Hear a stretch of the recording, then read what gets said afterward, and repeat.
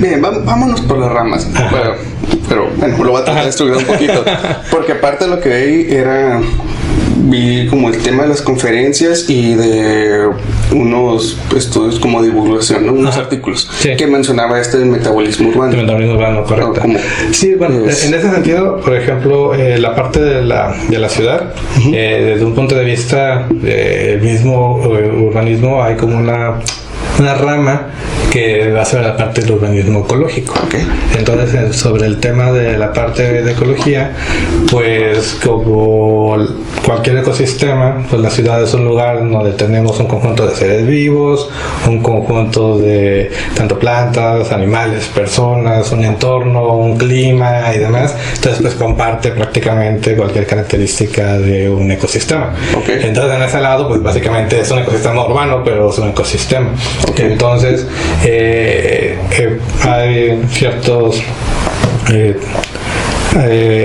una mezcla entre urbanistas y ecólogos que pues plantean que precisamente al ser un ecosistema, pues tiene un metabolismo, tiene una forma de consumir cosas y de generar desechos. Entonces esa parte fue así como de es cierto, es un poco lo que veía como cuando estaba en la universidad sin saber exactamente decir que si era un ser vivo o que es una forma de ser vivo. Pues sí, al final de cuentas la ciudad dependemos de muchas cosas que no vemos directamente cómo nos llegan. Y que básicamente, o sea, las ciudades, pues estamos aquí, estamos haciendo este intercambio de ideas, pero en algún lugar se tienen que producir los alimentos, en algún lugar sacamos el agua para poder vivir aquí, y de todos modos todas nuestras acciones pues también generan residuos, y esos residuos se tienen que ir a algún lado.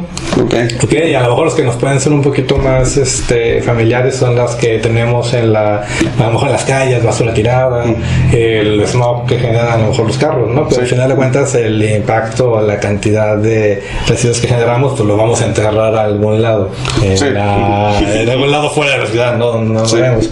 Entonces me gustó mucho esa parte, porque básicamente que a lo mejor hablamos del metabolismo de nuestro cuerpo, lo podemos entender un poco más como claro, ¿no? Decir, como cualquier alimento, ese alimento pues me va a generar, me va a dar energía, esa energía la voy a usar para moverme, y demás. Entonces pues puedo generar calor como parte de ese proceso metabólico, y pues al final de cuentas generamos diferentes tipos de desechos, ¿no? Entonces más o menos lo mismo sucede con la ciudad, pero cuando lo hablamos como en un cuerpo con un sistema así bien cerrado y bien definido, pues digo, aquí termina mi cuerpo, aquí termina mi metabolismo. Pero la ciudad es complicadísimo, ¿no? Entonces lo mismo es un poco de llegar a ese punto de decir, bueno, ¿dónde empieza, dónde termina la ciudad? Está interesante ese punto. Algo que me llama la atención es, cuando pues tiene una conferencia y análisis sobre esto, ¿qué tanto se inspiró como el tema del metabolismo humano como para llegar a ese punto? O sea, ¿qué tantas comparaciones hizo para decir, si la ciudad tuviera esto, o sea, como un cuerpo humano, ¿qué tanto podríamos mejorar, o cuál sería como esas cosas que le faltan que vio? No sé, a lo mejor investigando. Bueno, sí, como tal te digo, ojalá se me ocurra también, pero son de diferentes autores, ¿no? Que ya traen esta idea. Lo más interesante de lo que plantean es del cómo, al ver el flujo de cosas dentro de la ciudad, es bien complicado, es dificilísimo medirlo. O sea, esa es la parte a lo mejor la más complicada. Cuando hablamos también de la similitud del cuerpo, pues yo puedo decir, bueno, a lo mejor nos dicen que tenemos que tener una dieta con tantas calorías, debes de ingerir tantos litros de agua al día, y debes de hacer cierta cantidad de ejercicio para mantenerte saludable. Digamos que podemos darle toda, podemos tener un nutriólogo que nos dijera, un médico internista que nos dijera todo lo que tenemos que hacer para mantener nuestro metabolismo funcionando bien, ¿no? Y dices, oye, si comes mucha el tema de azúcar y poco ejercicio, pues vas a generar a lo mejor más grasas, y eso te va a traer un síndrome metabólico que puede desencadenar en diabetes, y podemos como que ver la parte urbana, la parte humana.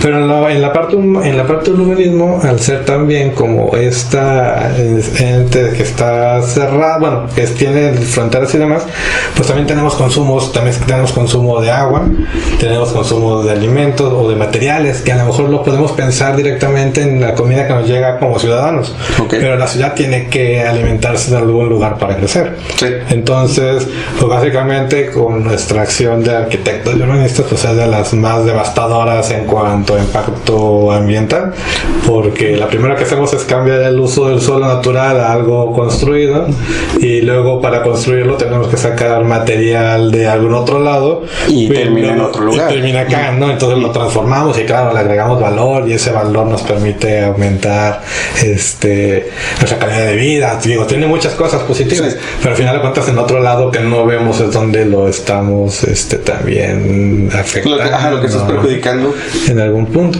Entonces esa como que es la parte, y dices, bueno, y ya dentro de la ciudad pues tenemos un montón de sistemas que se lo podemos hacer como sistema, podemos hacer una comparación con nuestros sistemas internos, ¿no?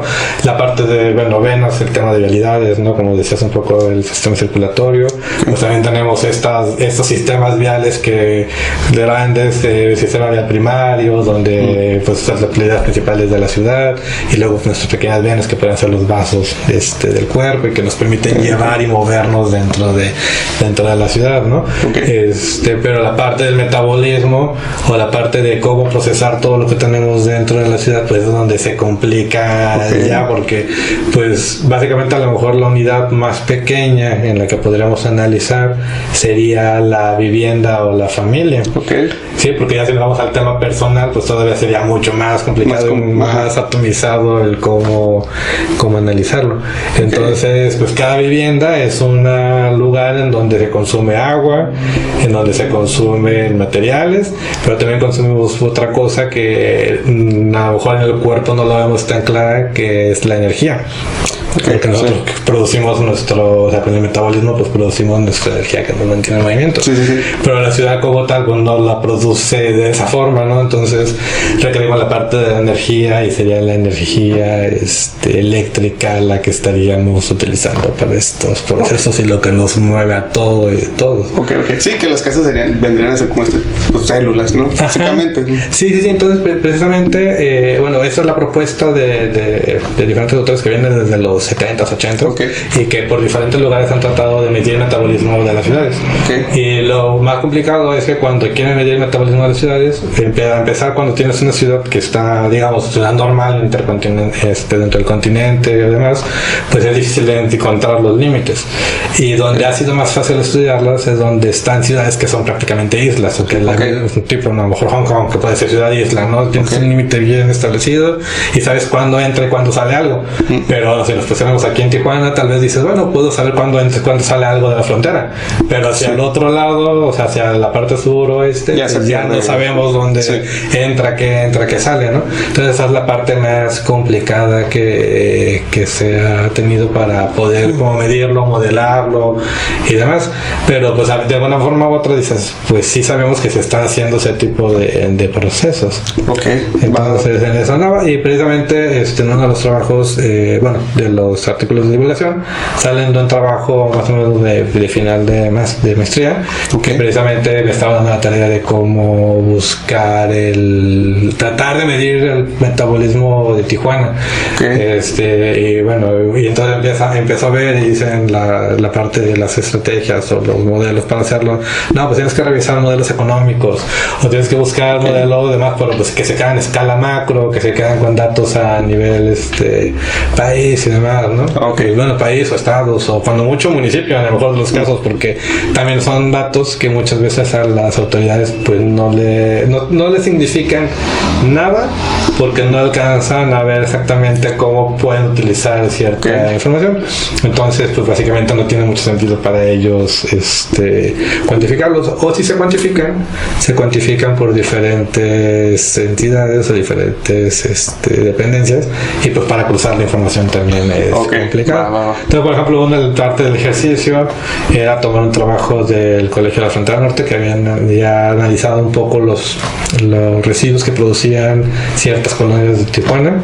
Y entonces la idea era, bueno, vamos retomando lo que ya empezaron a generar de ciertos pasos, no buscando el metabolismo, pero tratando de encontrar lo que ya ha hecho otras personas. No podemos empezar necesariamente de cero.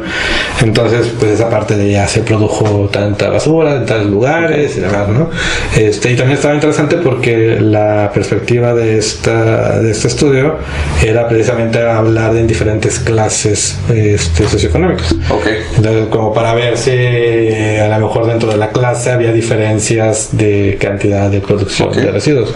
Y aunque sí fue un poco, había que checar que el tema del consumo de agua y el consumo de materiales sí que hay una diferencia más o menos fuerte entre clases sociales, ¿no? Entre una clase social más alta se consume muchísimo más agua, la clase social consume más, entre más clases, la clase social hay consumo más alto.